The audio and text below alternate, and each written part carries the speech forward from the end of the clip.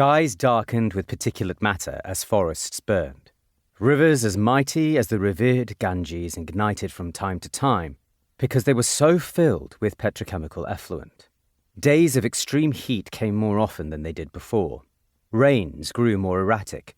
Deltas began to sink, pulled down by the withdrawal of oil and natural gas and groundwater from beneath them, and starved of silt by dams upstream.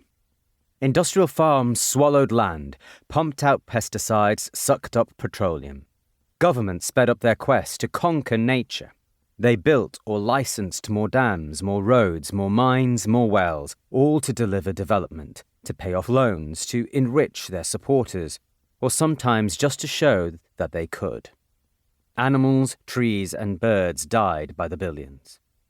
Through it all, in tandem with hastening harm, there emerged a formidable force of resistance. Environmentalism, not a single movement but a constellation of thousands, spread quickly and galvanized a broad base of support. Environmentalists brought a multiplicity of aims and tactics and a breadth of utopian visions. They raised urgent and challenging questions. Was conservation just another tool for the wealthy to appropriate more land and resources from the poor? What did living people owe future generations? What weight did the needs or even the rights of other species carry? Was the goal to make current systems of social and economic life less destructive to the living planet, step by incremental step, or was the goal a revolution how human beings lived on this earth? In Western Europe, Green political parties began to contest elections. None had more success than the West German Green Party, Die Grünen, formed in 1980, as a loose coalition of anti-nuclear protesters, peace activists, eco-socialists, and conservatives committed to landscape preservation. The Greens' arrival shook up the German political system. We are neither left nor right, but ahead. Wir sind nicht rechts, nicht links, sondern vorn. Their 1980 manifesto announced. They had their electoral breakthrough in 1983, sending 28 deputies to the Bundestag. The inevitable compromises of governing opened a rift between those dubbed realists and their deep green fundamentalist opponents, led by the charismatic countercultural hero Petra Kelly.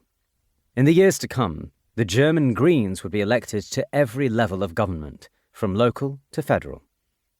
In most of the world, Green politics found a home not in formal parties but in social movements.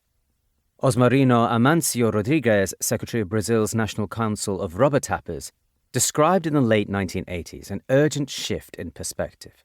At first, he said, people talking about ecology were only defending the fishes, the animals, the forest, and the river. They didn't realize that human beings were in the forest, and that these humans were the real ecologists. Rodrigues advocated for the view that human societies were not separate from, but part of nature. Protecting the health of the forest, he insisted, was inseparable from defending the livelihoods of those who lived in the forest and whose wisdom had been crushed or exploited for others' gain. The target of Rodrigues's criticism was an older notion of conservation still rooted in a 19th century colonial worldview, embodied in the United States by President Theodore Roosevelt, that sought an absolute distinction between human settlement and wilderness, preserving the wilderness, at least in part, for the hunting pleasure of the men of the ruling elite. Distinctive articulations of an environmentalism of the poor proved to be the truly novel feature of the global environmentalism that emerged at the end of the 20th century. It emerged from many streams of inspiration: the Chipko movement of Himalayan women and men protesting deforestation in the early 1970s, the tree-planting Greenbelt movement in Kenya, led by ecologist and activist Wangari Maathai, the broad and inclusive coalition of protest against the Sardar Sarovar Dam on the Narmada River in western India. Diverse movements learned from and supported each other. La Via Campesina was formed by a coalition of peasants' organizations in 1993. It brought together groups from the global north and the global south, aspiring to equality among them. The group was unusually attentive to gender equality within its ranks. La Via Campesina never called itself an environmental movement, but always insisted that environmental crisis was an inevitable consequence of the erosion by global agribusiness of the land rights and livelihoods of small farmers.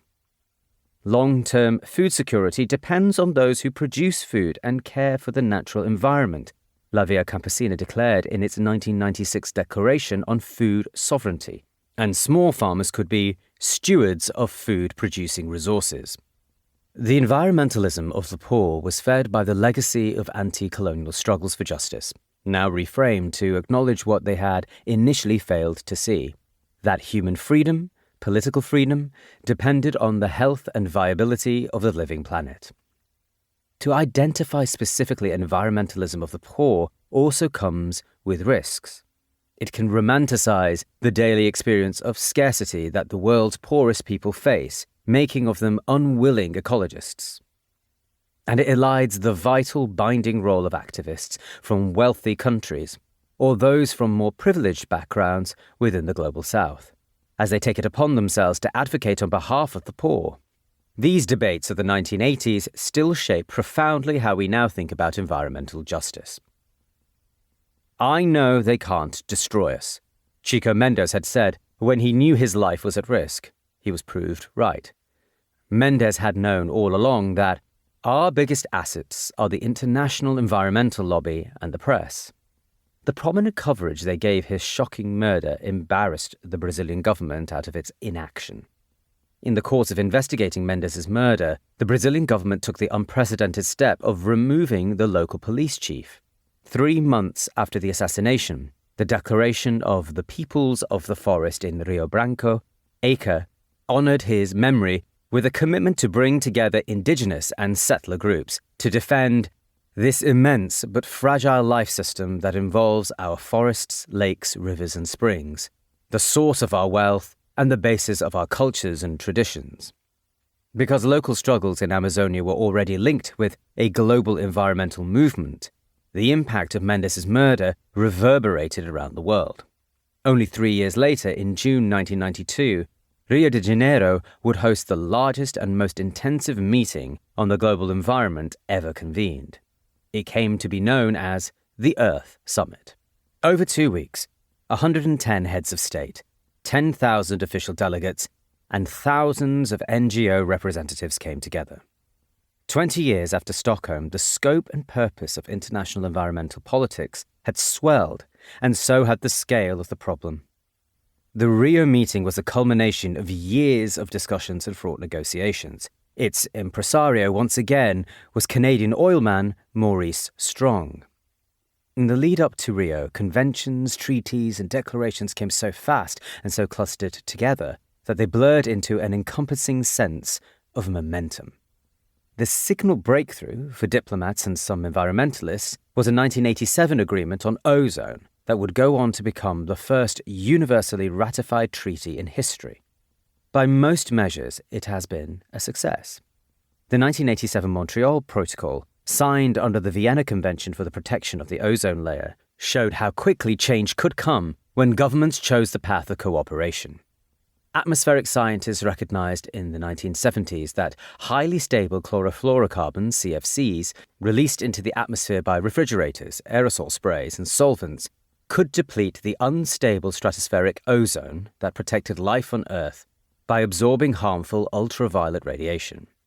In 1985, scientists working for the British Antarctic Survey confirmed the worst fears when they found stratospheric ozone severely depleted. It soon came to be known in newspapers and school textbooks, including my own, I remember well, as a hole in the ozone layer, which gave it a memorable image. The correlation of ozone depletion with skin cancers, especially in the southern hemisphere, lent urgency to the quest for a solution. The Montreal Protocol established a planned phase-out of different categories of ozone-depleting chemicals. It set enforceable targets for the elimination of CFCs. It established a fund to help lower-income countries meet their targets without compromising their current needs. For many Americans, another turning point in their awareness came in June 1988, when they watched on television the somber testimony to the Senate of NASA physicist and astronomer James Hansen, in the midst of the hottest summer anyone could remember. Hansen's conclusions were crisp, unambiguous, and shocking. I would like to draw three main conclusions. Number one, the Earth is warmer in 1988 than at any time in the history of instrumental measurements. Number two, the global warming is now large enough that we can ascribe with a high degree of confidence a cause and effect relationship to the greenhouse effect. And number three, our computer climate simulations indicate that the greenhouse effect is already large enough to begin to affect the probability of extreme events such as summer heat waves. Public recognition of the international community of climate scientists came the same year with the establishment of the Intergovernmental Panel on Climate Change, IPCC, established jointly by the United Nations Environment Programme and the World Meteorological Organization. The IPCC's periodic assessment reports have provided, since the first was published in 1990, a public record of the growing consensus on the existence, causes, and likely trajectory of anthropogenic climate change. To find a new political language for a new consciousness was the task of a commission led by the first female Prime Minister of Norway, Gro Harlem Brundtland, a politician of the centre-left and a qualified physician who would go on to lead the World Health Organization. The World Commission on Environment and Development came to be known by her name as the Brundtland Commission, a mark of her impressive public presence and able leadership. She and her colleagues had absorbed Indira Gandhi's message at Stockholm that environmental protection could not come at the cost of the poor.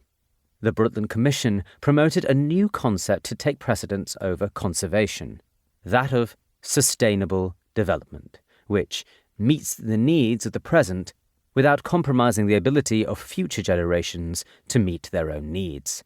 The hard question was how to bring it about. The 900 days over which the Commission worked were filled with portents of ecological catastrophe.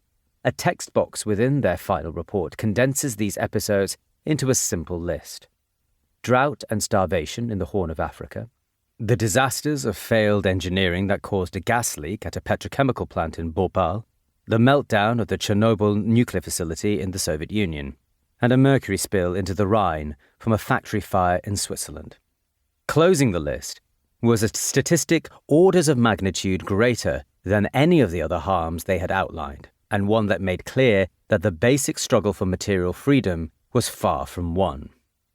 The Commission estimated that 60 million people, most of them children, had died from diarrheal diseases over those 900 days between 1984 and 1987.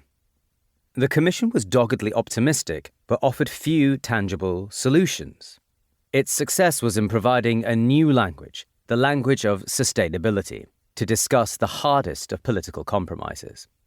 Skepticism was soon to follow. In 1991, Indian environmental activists Anil Agarwal and Sunita Narayan wrote a pamphlet on global warming in an unequal world.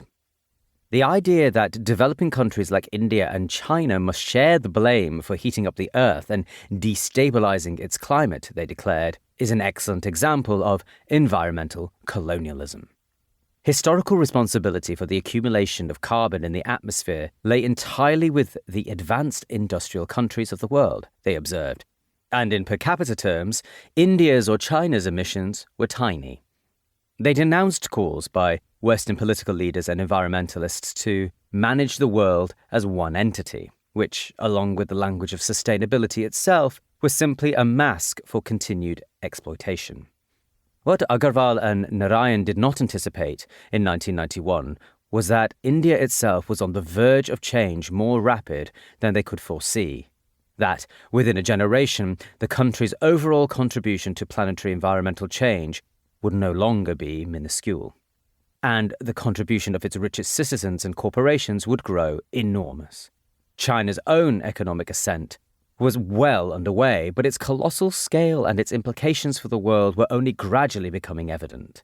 The righteousness of the Indian environmentalists' language was well earned and had deep ethical foundations going back to Gandhi. But the austere, patriotic ethos to which they appealed was dwindling in popularity.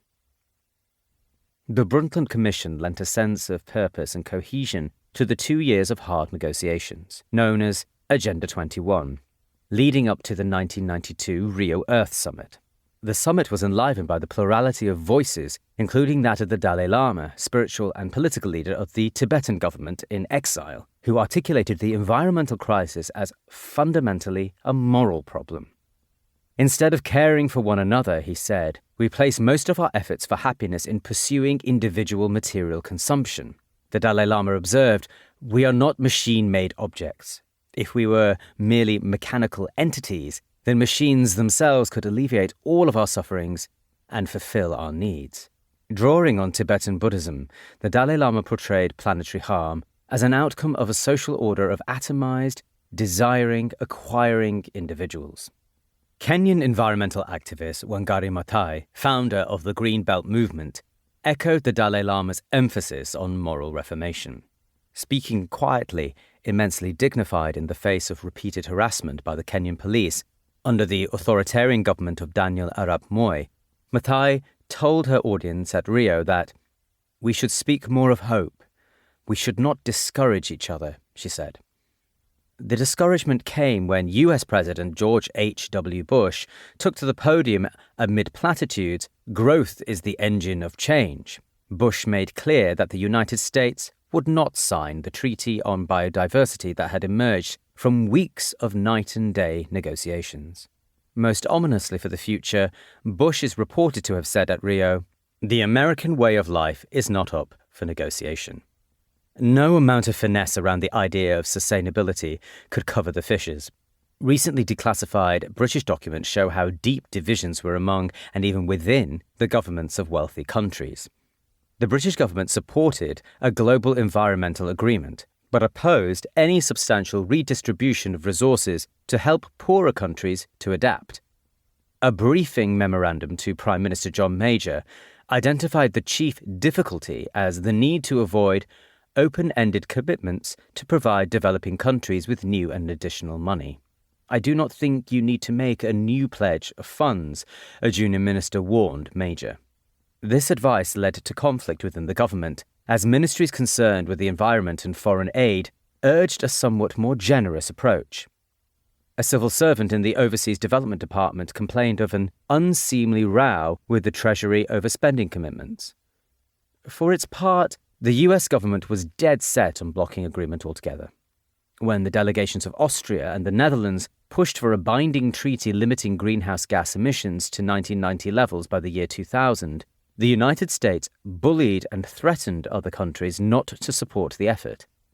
To divert discussions away from caps on energy use, the US delegation emphasized deforestation. Malaysia led the countries of the Global South that would not be cowed. Our role isn't to be the lungs of the North, the Malaysian delegation declared. Malaysia's combative, self-aggrandizing Prime Minister, Mahathir Mohamad, was blunt. You're asking us to cut back on our standard of living by asking us not to develop, he told a BBC interviewer. Why can't we tell you to do the same? Fiona Godley, assistant editor of the British Medical Journal, dramatised the hypocrisy of northern countries through a small but telling detail. All the delegations from developed countries had booths with roofs and air conditioning machines pumping out heat, she observed. Those from poorer countries were mostly roofless and sweltering. With the most powerful nation in the world conspiring against it, what the Rio summit still managed to achieve is astonishing. No fewer than 153 countries signed legally binding conventions on climate change, the United Nations Framework Convention on Climate Change, and Biodiversity, the Convention on Biodiversity.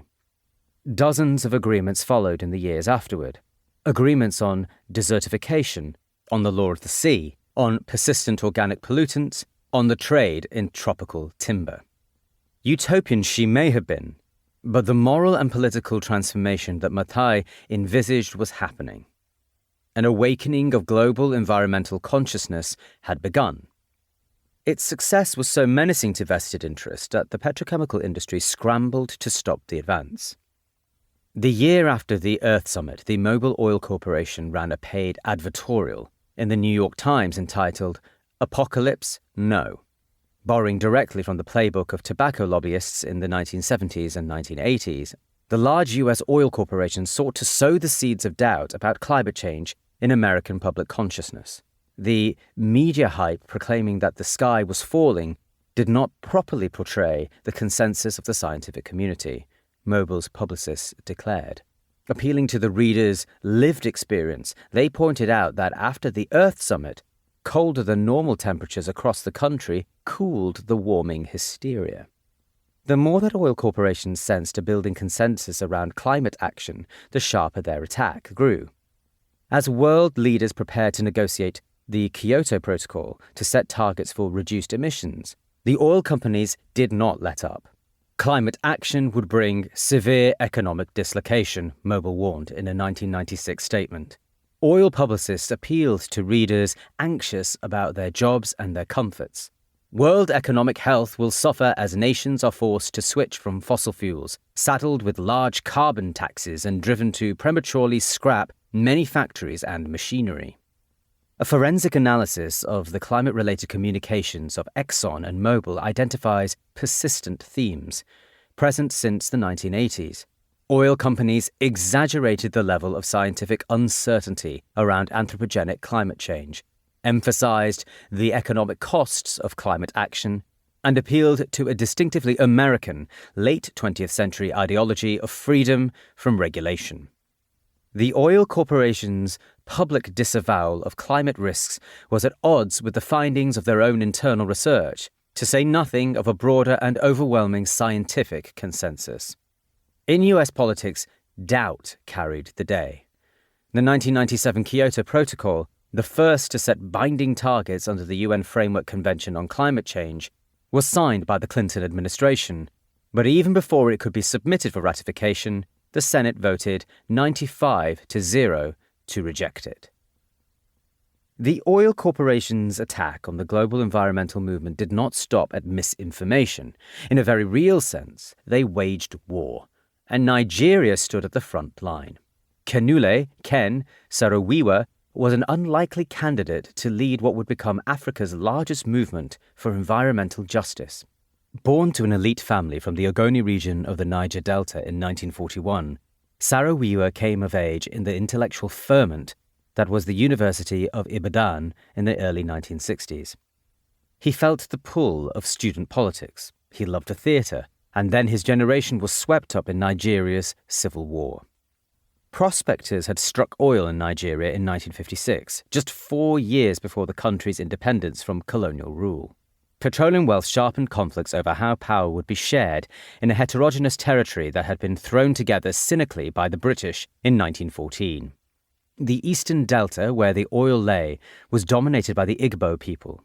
Their leaders, motivated by personal ambition as well as public concern, resented how the northern Nigerian elite captured the benefits. Led by Colonel Odumegwu Ojukwu, the province of Biafra seceded in 1967. Sparking a 3-year civil war. The Nigerian federal government was dependent on oil revenues and could not afford to let Biafra go. More than 100,000 people died in the fighting. Many more perished from famine that followed the disruption of food supplies. Federal troops benefited from the support of smaller ethnic groups in southeastern Nigeria who feared that living in an independent Biafra dominated by the Igbo would be even worse than having little voice in a larger federation. Saro-Wiwa sided with the Nigerian federal government along with many of his fellow Ogoni.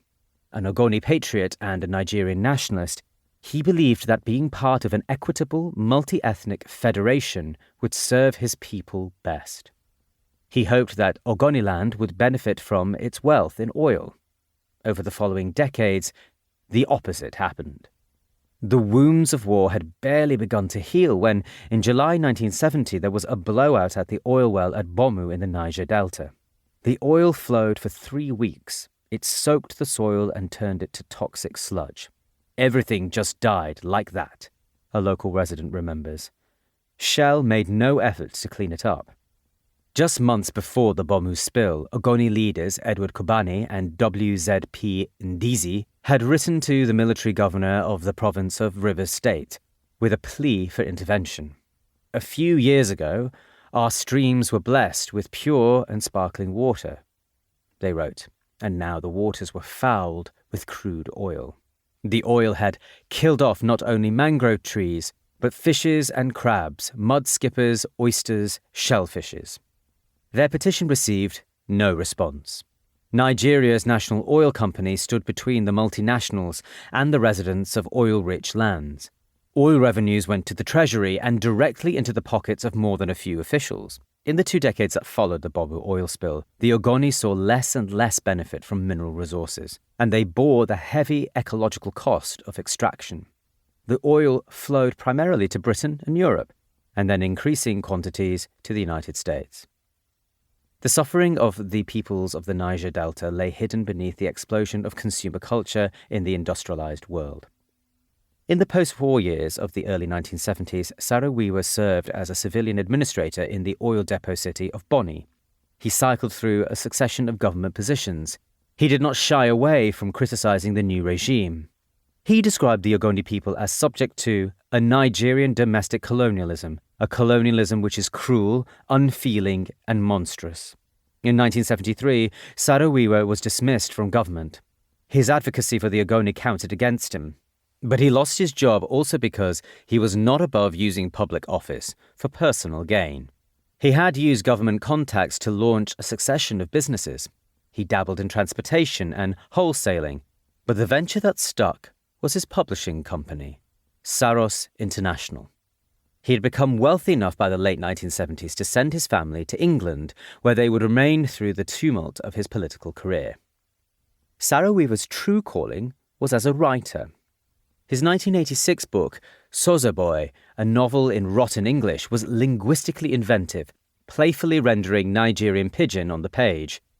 The following year, a story collection, Forest of Flowers, was shortlisted for the Commonwealth Writers' Prize, bringing Saro-Wiwa to international attention.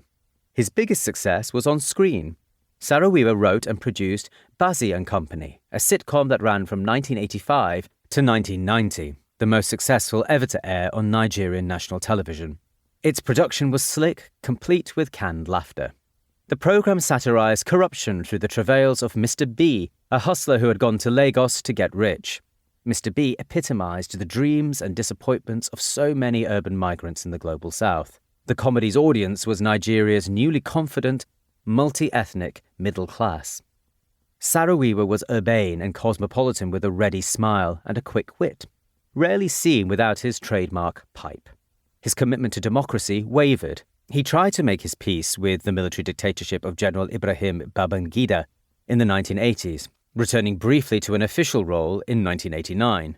Saro-Wiwa's admirers would describe him as a saint, but fellow writer Wale Okediran saw him rather as one hell of a human maelstrom who leaves you breathless with his stamina and dexterity for discussion on every conceivable subject.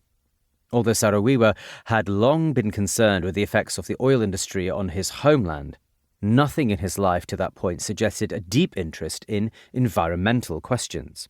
Saro-Wiwa's path swerved in 1990 when he fully confronted the ecological devastation of his native Ogoniland.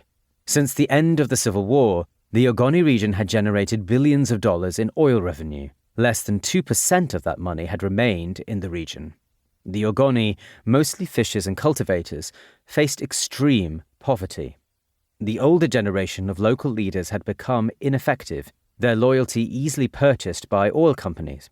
Between 1976 and 1996, Ogoniland experienced 7,000 oil spills, and almost certainly many more that went unreported. There is a scene in Glenn Ellis's 1994 documentary, The Drilling Fields, that shows Saro-Wiwa walking slowly across a desolate expanse of blackened crust. "What we are walking on now is crude oil, not soil," he says to the camera. "This land is lost forever. For the next 1,000 years, nothing is going to grow here." By this time, the most characteristic feature of the Niger Delta's landscape were flares from the natural gas trapped within oil reserves, burned off as waste. They are visible from satellites at night.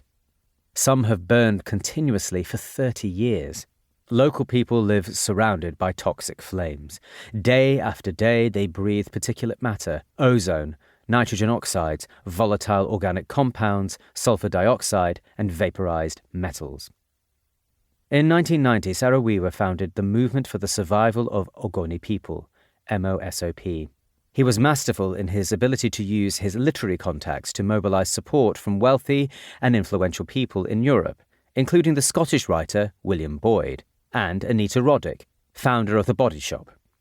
Saro-Wiwa's most effective strategy was to invoke the term genocide in relation to environmental harm, drawing directly on the language of the 1948 UN Convention on the Prevention and Prosecution of the Crime of Genocide. This is what brought MOSOP to global attention. Saro-Wiwa argued that ecological harm in Ogoniland amounted to inflicting on the group conditions of life calculated to bring about its physical destruction. In a 1992 pamphlet, Genocide in Nigeria, he invoked the prospect of extinction for the Ogoni people and for every other form of life in the Delta. Saro-Wiwa's grief for his homeland brought together a sense of human and non-human loss. "I hear in my heart the howls of death in the polluted air of my beloved homeland," he wrote. He mourned the animal life that had once found sanctuary in mudbanks under the protective roots of mangrove trees. On January the 4th, 1993, at the start of the International Year of the World's Indigenous People, Saro-Wiwa and MOSOP drew 300,000 people to a public rally in Ogoniland. Video footage shows that the atmosphere was joyful. The crowd sang and danced. Men and women chanted, "Freedom, freedom for Ogoni." Saro-Wiwa stood before them, radiant, and professed his commitment to non-violent struggle. He knew the risks he was taking. He wrote to a friend, "When I undertook to confront Shell and the Nigerian establishment, I signed my death warrant, so to speak." The Nigerian military government, with the alleged collusion of Shell, harassed Saro-Wiwa and watched his every move. They confiscated his passport, worried by his appeal to international public opinion. In May 1994, 4 loyalist Ogoni chiefs who opposed Saro-Wiwa were murdered, along with many others. Impartial observers believed the security forces were responsible, but the government blamed MOSOP. Saro-Wiwa and 8 other Ogoni leaders were imprisoned and hanged 18 months later. In the Niger Delta, defeat turned to despair, and despair turned to nihilism. Saro-Wiwa's execution shocked the world. It led to Shell's withdrawal from Ogoniland, but they simply moved elsewhere in the Delta. Saro-Wiwa's son and other relatives of the political prisoners sued Shell, claiming that the oil company was complicit in the harassment and executions of the Ogoni Nine. Shell eventually paid $15.5 million to settle the case, but denied all culpability. In the oil fields, Saro-Wiwa's death shattered his movement's commitment to peaceful protest. Interethnic conflict flared as rival gangs fought each other to control pipelines. They blew up oil fields, kidnapped oil workers, killed indiscriminately. By 2009, oil production was down by 2/3. The militants were not communists or revolutionaries, said their spokesman Jobo Ngomo, but just extremely bitter men. But later, contradicting himself, he wrote to photographer Ed Kashi that they were fighting for liberation of the Niger Delta peoples from 50 years of political and economic slavery. The misery of local communities deepened, caught between the rebels and the government's brutal counterinsurgency. A decade after Saro-Wiwa's murder, the United Nations Development Programme reported that vast revenues from an international industry have barely touched the Niger Delta's own pervasive poverty, and concluded, for most people, progress and hope, much less prosperity, remain out of reach. The soil of the Niger Delta lay polluted to a depth of 40 meters. Concentrations of benzene in the air were 900 times in excess of safe limits set by the World Health Organization. Saro-Wiwa's project of non-violent resistance failed at home, but remained a beacon of hope to marginalized peoples across the world, in the words of Nigerian environmentalist Godwin Ojo. In the 25 years since his death, Saro-Wiwa's example continues to inspire movements for environmental justice across the global south, as well as in Europe and North America. Saro-Wiwa's activism inspired a slew of claims against Shell, alleging the corporation's culpability for environmental devastation. In March 2012, 11,000 Nigerians from Bodo, Ogoniland, filed a suit against Shell in London, claiming compensation for an oil spill. Shell accepted liability and paid out £55 million. Ken Saro-Wiwa articulated a vision of individual and collective freedom in consonance with the health of the rest of the living planet. Saro-Wiwa's movement was distinctively modern, its language shaped by its place in a global network of activists concerned with human rights and environmental protection. But it also built on older traditions of thought and tapped into deep memories. It reverberated far beyond the Niger Delta like a familiar song. Saro-Wiwa's movement was defeated by brute force. It was crushed because under the Ogoni soil lay a commodity for which the world's appetite was, and still is, insatiable. Oil creates the illusion of a completely changed life. Polish writer Ryszard Kapuscinski wrote, "In the Niger Delta, that illusion left a wreckage." They arrived with headaches and fevers which turned into confusion and then delirium. Within days of feeling ill, many of them died. In September 1998, a cluster of patients sought treatment at a hospital near the city of Ipoh, in the western Malaysian state of Perak, all with the same alarming symptoms. At first glance, their illness resembled Japanese encephalitis, an insect-borne infection that causes inflammation in the brain. It is a lethal but well-understood disease, and doctors have an effective vaccine. 2 months later, similar cases appeared further south, in the state of Negeri Sembilan. The Malaysian health authorities launched a vaccination drive for farmers and fogged the affected areas with insecticide. But there were some puzzling signs. The victims had all worked in close contact with pigs. The animals, too, had shown symptoms of the illness. Many pigs had died, which was unknown in previous outbreaks of Japanese encephalitis. The suspected virus affected mostly children and the elderly, but here the sick people were adults of working age. Early in the new year, there was a third outbreak. On March 1st, 1999, Chua Kao Bing, a microbiologist at the country's premier teaching hospital at the University of Malaya, received in his laboratory samples of bodily fluids and brain tissue from 3 victims of the disease: a truck driver from the hamlet of Sungai Nipah and 2 pig farmers from nearby Bukit Pelendok. Against the advice of their boss, and with minimal protective equipment, Chua and laboratory technologist P.S. Hui placed droplets of infected body fluid onto cultures of kidney cells from pigs and monkeys to see if they would cultivate the encephalitis virus. Every test they ran came back negative. The Malaysian government was committed to the idea that the cause of outbreak must be Japanese encephalitis. Now Chua was sure that it was not. Faced with disbelief and denial, Chua stood his ground. He was an unlikely hero. A modest and soft-spoken man, Chua had given up medical practice for laboratory research and was happiest behind the scenes. He credited the faithful support and courage of his assistant Hui, though her name appeared nowhere in the press coverage that would follow. The head of his department, finally persuaded of the seriousness of the situation, turned philosophical. "Chua," he said, "why can't nature be more straightforward?" Chua lacked the specialized equipment he needed for further investigations, so he called a friend at the U.S. Centers for Disease Control and Prevention, CDC. He planned to ship the samples to the CDC for testing, but no courier company would take them, so Chua packed them as carefully as he could and boarded a plane from Kuala Lumpur to Los Angeles, samples at his feet. At the CDC's offices in Fort Collins, Texas, and then at headquarters in Atlanta, Chua and his American colleagues identified the cause: a novel paramyxovirus. Paramyxoviruses are the cause of some severe human childhood infections, including measles and mumps. In animals, they are responsible for the fearsome rinderpest. The novel paramyxovirus that Chua had discovered, soon to be named Nipah, joined a growing list of zoonotic infections that had spilled over to human hosts. At that moment, Chua recalled, a sense of great fear overwhelmed me. A mundane sign of the economic boom of the 1980s and 1990s was rising demand for pork in Malaysia's cities. In the years leading up to the Nipah outbreak, pig farming had become more intensive and more industrial. But pig farming was also a marker of cultural difference.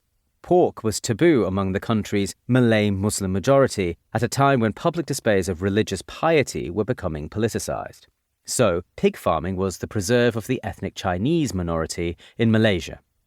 With a buoyant but limited domestic market, Malaysian farmers exported pork to Singapore and to other growing cities across Southeast Asia. The region's economic ascent faltered in 1997 with the shattering impact of the Asian financial crisis, but demand for pork held up. Nipah virus devastated the pig farming communities of the area for which it was named. A local resident described what had befallen his friends and neighbours. They took pigs and buried them. When they came back, they had headaches. By the third day, they were shivering. The fourth day, they were in a coma. The fifth day, they were dead. Hospitals reeled under the strain. Patrick Tan, head of the emergency room at the University of Malaya Hospital, said, "At the peak, we were operating very close to our bare minimum standards for medical care. The case fatality rate was 40%. By the time the epidemic came under control, Malaysia had seen 265 cases and 105 deaths. Workers in a slaughterhouse in neighbouring Singapore came down with the illness when a shipment of infected pigs from Malaysia passed across the border undetected. As soon as it became known that pigs were spreading the Nipah virus, local authorities slaughtered them. Pigs were shot on sight. More than 1 million were killed. The government banned the transportation of pigs within the country as well as across Malaysia's borders. Residents of Bukit Pelundok remembered the stench of death that accompanied the mass burial of the animals. It had the look and feel of a ghost town, an American journalist reported. How had the pigs become infected in the first place? A few years earlier in Australia, a similar virus, Hendra, had jumped from racehorses to infect the people who worked with them. Researchers found that it had originated in bats. A year after the outbreak, Malaysian scientists confirmed that the Nipah virus too originated in a species of fruit bat, the Pteropus, known as the flying fox. They found traces of the virus in the bat's urine and in a piece of fruit that bats had chewed. It was likely that the infected pigs had scavenged fruit discarded by the bats, or that the bats' excretions had fallen directly into the pigs' enclosures.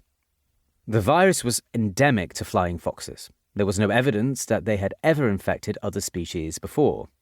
Flying foxes navigate with keen eyesight. They display a capacity for the long-term storage and recall of information, tracing the same paths over years.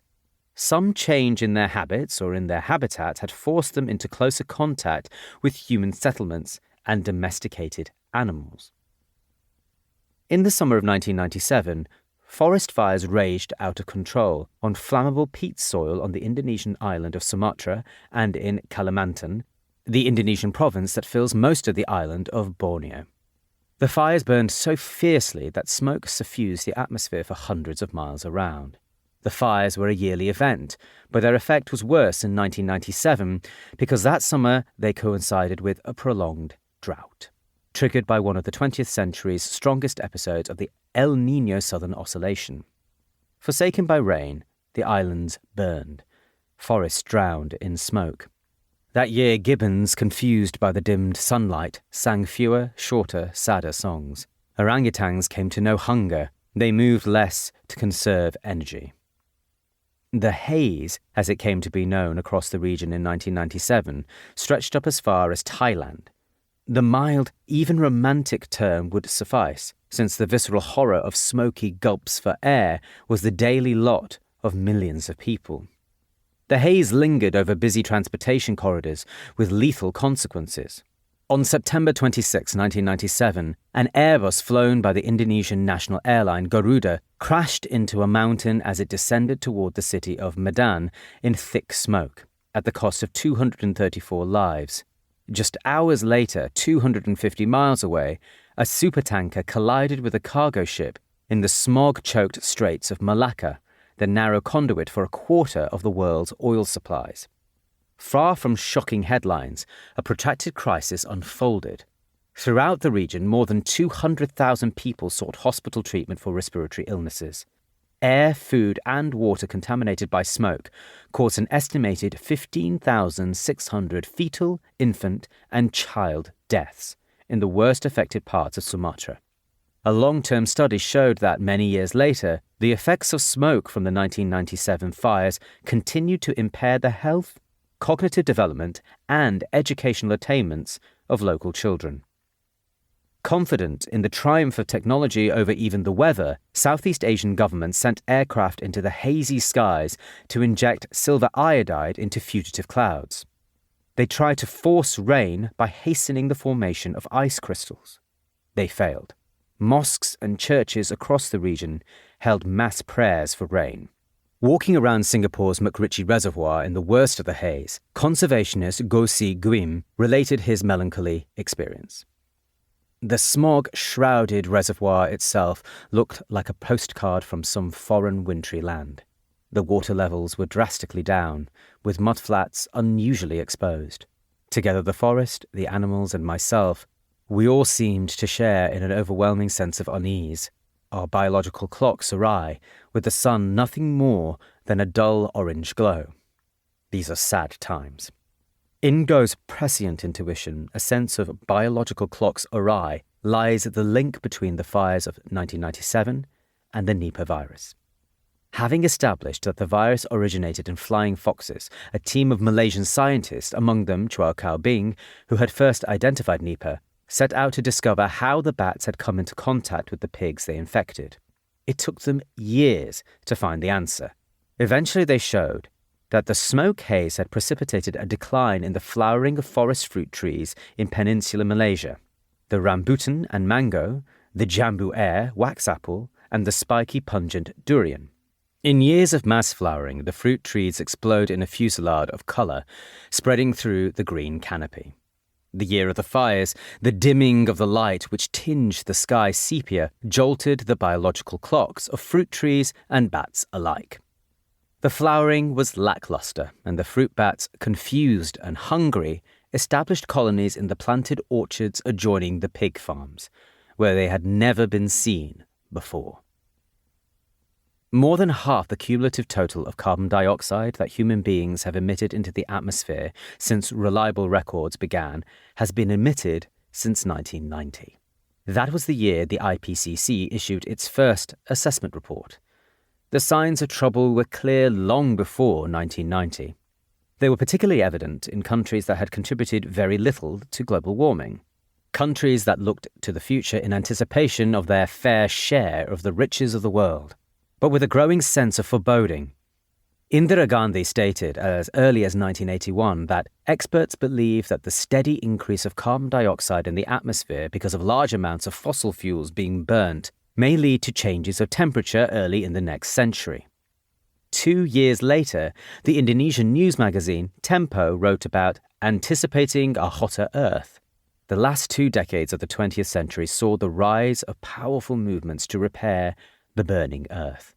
They found new ways to articulate why human well-being depends on the health of other species, and they showed how human inequality drives ecological harm. Their dedication and their imagination proved threatening enough to vested interests, those corporations, investors, and political leaders, north and south, who gain most from environmental harm, to provoke not only an intensified war on nature, but also a war on the environmentalists themselves. Over the past decade alone, close to 2,000 environmental activists have been murdered around the world, the largest number of them in Brazil. A third of the environmental defenders killed come from indigenous communities. Carmen Luzdari Rondon, Ana Maria Lamita Evangelista, Raimundo Robles Riaño, Gurvinder Singh, Argentis Yataque, Maria da Luz Benicio de Souza.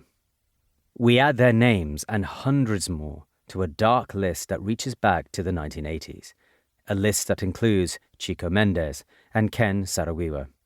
Their fights for justice live on.